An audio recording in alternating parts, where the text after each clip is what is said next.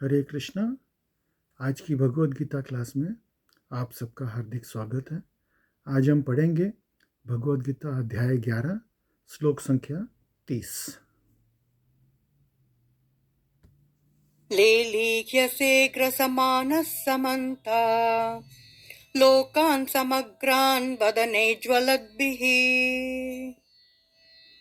तेजोभिरापूर्य जगः समग्रम् भासस्तवोग्रा प्रतपन्ति विष्णो। हे विष्णु, मैं देखता हूँ कि आप अपने प्रज्वलित मुखों से सभी दिशाओं के लोगों को निगल रहे हैं। आप सारे ब्रह्मांड को अपने तेज से आपूरित करके अपनी विकराल झुलसाती किरणों सहित प्रकट हो रहे हैं। तो यहाँ पे अर्जुन जो है वो विराट रूप के बारे में वर्णन कर रहे हैं कि भगवान के शरीर से इतना तेज निकल रहा है कि उस तेज हजारों सूर्यों के बराबर, तो उससे सबको झुलसा रहे हैं वो। और अर्जुन का जो है वो जो भगवान के साथ में जो रस था वो साख्य रस से अद्भुत रस और अद्भुत रस से भयावह रस में बदल चुका है और वो बहुत भय को प्राप्त हो रहे हैं और वो अन्य लोगों को भी देख रहे हैं। सब लोग भगवान के रूप से भयभीत हो रखे हैं। जैसे जब नरसिंह भगवान प्रकट हुए थे तो सारे देवतागण भयभीत हो गए थे, उसी तरह से यहाँ पे भी सब भयभीत हो रखे हैं भगवान के विकराल रूप से। अगला श्लोक पढ़ेंगे। आख्याहि मे को भवानुग्ररूपो नमोऽस्तु ते देववर प्रसीद। विज्ञातुमिच्छामि भवन्तमाद्यम् न हि प्रजानामि तव प्रवृत्तिम्। अनुवाद। हे देवेश, कृपा करके मुझे बताइए कि इतने उग्र रूप में आप कौन हैं। मैं आपको नमस्कार करता हूँ। कृपा करके मुझ पर प्रसन्न हो। आप आदि भगवान हैं। मैं आपको जानना चाहता हूँ क्योंकि मैं नहीं जान पा रहा हूँ कि आपका प्रयोजन क्या है। तो अर्जुन जो है वो तो भगवान का सखा था। अब वो मैंने उसके मुंह से अभी इस तरह की बातें निकल रही है कि प्रभु मैं आपको जान नहीं पा रहा हूँ, आप कौन हैं। तो मतलब कितना भयभीत हो रखा अर्जुन कि वो समझ नहीं पा रहा है कि ये कौन है। और वो पूछ रहे हैं कि भाई आपका मकसद क्या है, आपका प्रयोजन क्या है, आप क्या करना चाह रहे हैं। और सबको जितने भी लोगों को वो खा रहे हैं चबा चबा करके, जितने भी योद्धागण उपलब्ध थे पूरे युद्ध भूमि में वो सबको खाए जा रहे हैं। तो अर्जुन एकदम भयभीत हो रखे हैं। अगला श्लोक पढ़ेंगे। श्री भगवानुवाच कालोऽस्मि लोकक्षयकृत् प्रवृद्धो लोकान् समाहर्तुमिह प्रवृत्तः ऋतेऽपि त्वां न भविष्यन्ति सर्वे येव स्थिता प्रत्यनीकेषु योधाः। अनुवाद। भगवान ने कहा, समस्त जगतों को विनष्ट करने वाला काल मैं हूँ और मैं यहाँ समस्त लोगों का विनाश करने के लिए आया हूँ। तुम्हारे पांडवों के सिवा दोनों पक्षों के सारे योद्धा मारे जाएंगे। तो भगवान जो है वो बोल रहे हैं कि मैं काल हूँ और मैं सबको मार डालूंगा। यहाँ पे वो अर्जुन को थोड़ा सा सांत्वना दे रहे हैं कि पांडवों को छोड़ दूंगा, लेकिन एक्चुअली पांडवों को भी वो नहीं छोड़ेंगे। काल आदमी जब जन्म लेता है उसी समय उसकी मृत्यु निश्चित है। हर आदमी को मरना ही होगा, जन्म मृत्यु जरा व्याधि। ये तो काल का चक्कर है।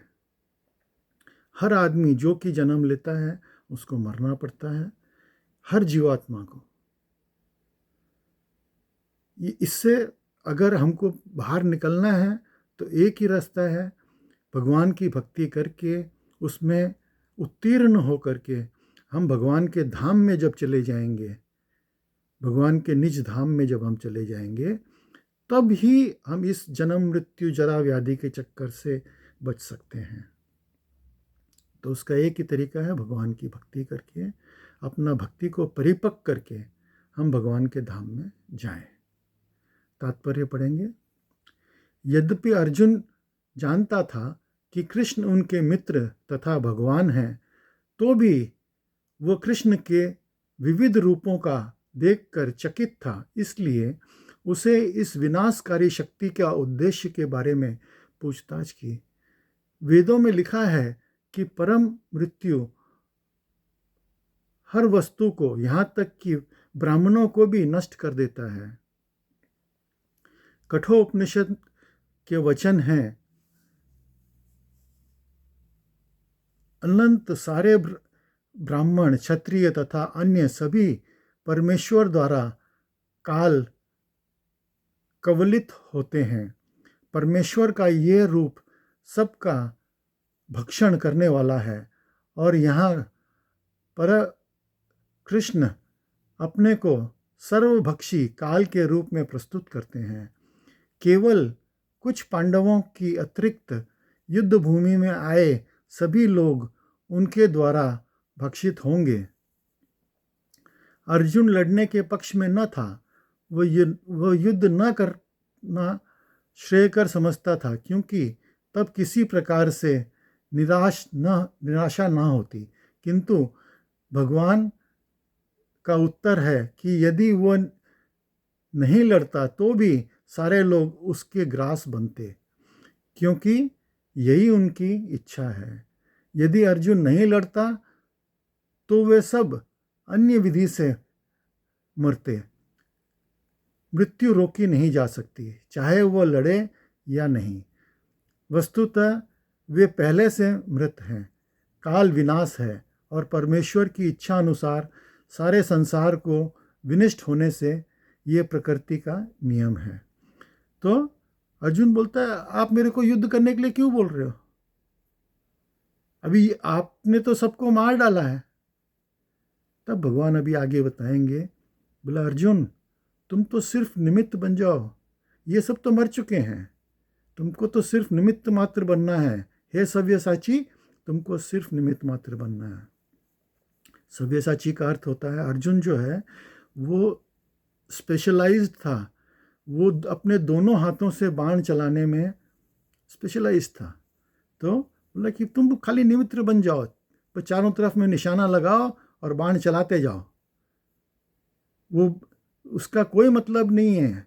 ये सब युद्ध का परिणाम पहले ही हो चुका है, मैं सबको मार चुका हूँ, ये सब मर चुके हैं।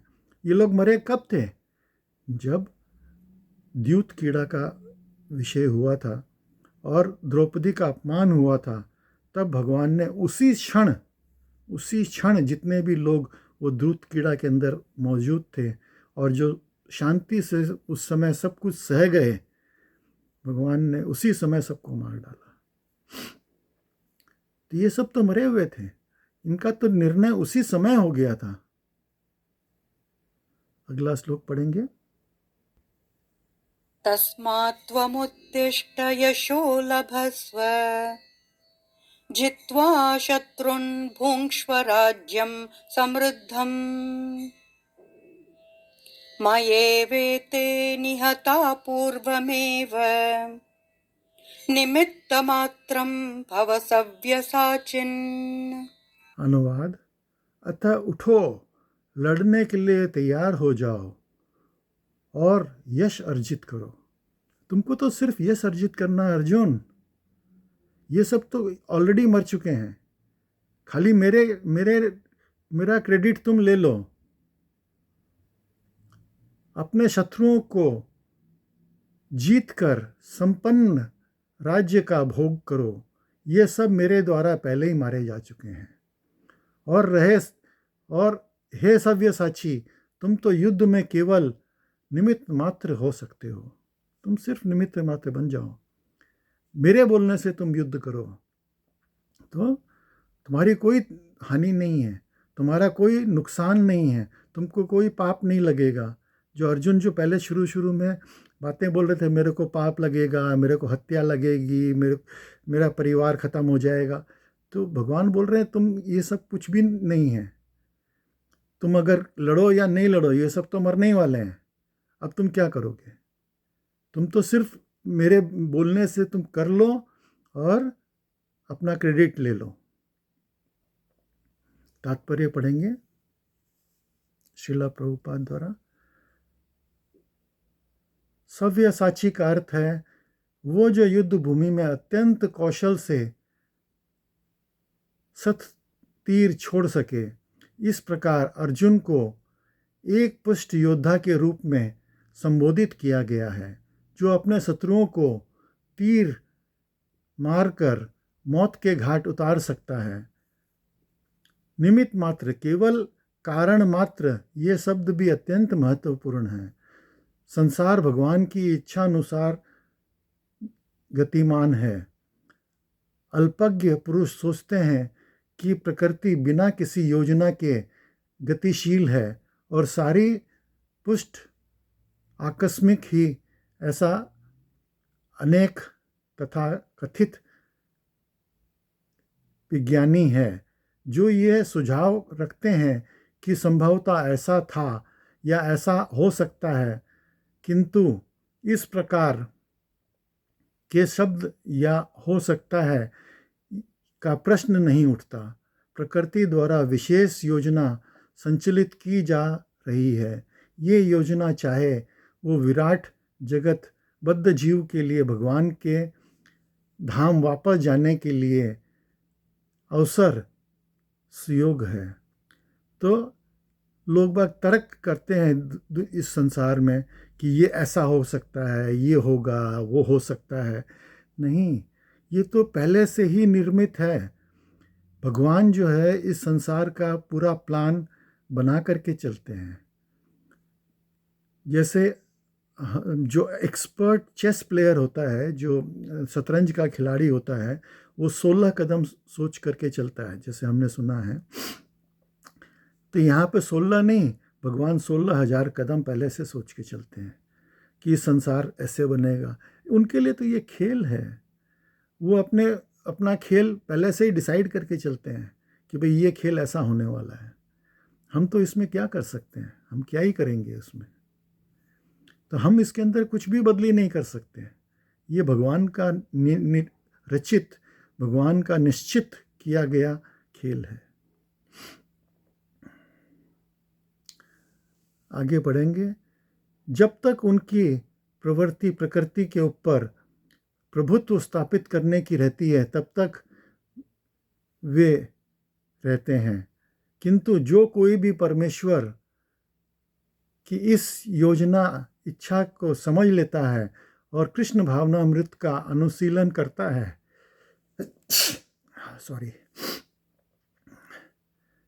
वह परम बुद्धिमान है। दृश्य जगत की उत्पत्तियां, उसका संसार ईश्वर की परम अध्यक्षता में होता है। इस प्रकार कुरुक्षेत्र युद्ध ईश्वर की योजनाओं अनुसार लड़ा गया। अर्जुन युद्ध करने से मना कर रहा था, किंतु उसे बताया गया कि परमेश्वर की इच्छा अनुसार उसे लड़ना होगा, तभी वह सुखी होगा। यदि कोई कृष्ण भावनामृत से पूरित हो और उसका जीवन भगवान की दिव्य सेवा में अर्पित हो, तो समझो वो कृतार्थ है। तो अगर हम भगवान की इच्छा के साथ में चलेंगे तो हमारा जीवन सार्थक है। जैसे अगर हम तैरते हैं तो नदी के बहाव के साथ साथ में हम चलेंगे तो हम बहुत आराम से हम नदी के बहाव के साथ में तैर सकते हैं। लेकिन अगर बहाव से उल्टा हम तैरने की कोशिश करेंगे तो क्या हम तैर सकते हैं? बहुत मुश्किल है। और सोचो अगर वो नदी गंगा जी है और हरिद्वार की हर की पौड़ी की तेजी से चल रही नदी है, तो आप कितना कितना उसके बहाव के अगेंस्ट में चल पाएंगे। अच्छे से अच्छे तैराक भी जो है उसके सामने थक जाते हैं। तो यहाँ पे तो नदी क्या, ये तो भगवान स्वयं है और भगवान की इच्छा के विरुद्ध हम कुछ भी नहीं कर सकते। एक पत्ता भी जो है हिल नहीं सकता भगवान की इच्छा के विरुद्ध।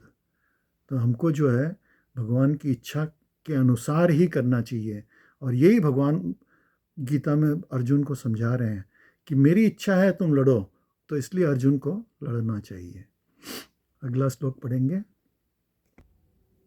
द्रोणं च भीष्मं च जयद्रथं च कर्णं तथान्यानपि योधवीरान् मया हतास्त्वं जहिमा व्यथिष्ठा युध्यस्व जेतासि रणे सपत्नान्।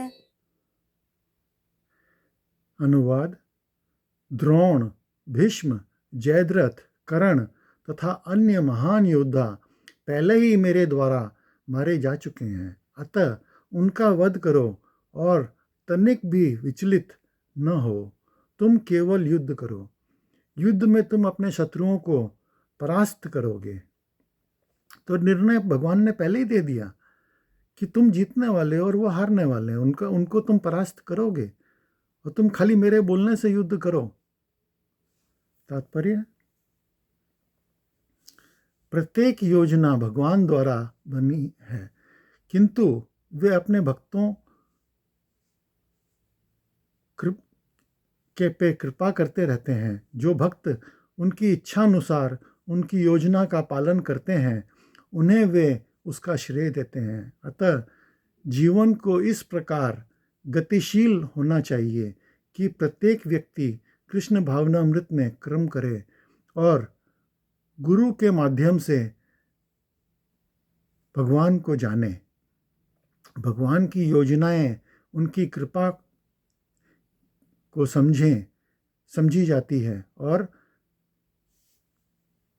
भक्त क्रिया उनकी ही योजना है। भगवान को चाहिए कि मनुष्य को चाहिए कि ऐसी योजनाओं का अनुसरण करे और जीवन संघर्ष में विजयी बने। तो हमको गुरु से समझना चाहिए कि भगवान की क्या योजना है। कई बार हमको समझ में नहीं आती, तो जब हम गुरु से पूछते हैं तो गुरुदेव हमको बताते हैं कि ये मार्ग सही है, ये मार्ग भगवान का निश्चित किया हुआ है और तुम इस मार्ग पे चलो। और जब हम उस मार्ग पे चलते हैं तो हमारा विजय निश्चित है। तो हमेशा गुरु की शरण में, गुरु के निर्देशन पे चलना चाहिए और वही भगवान का मार्ग है। तो आज की भगवद गीता क्लास में आप सब सम्मिलित हुए, उसके लिए बहुत बहुत धन्यवाद। हरे कृष्णा।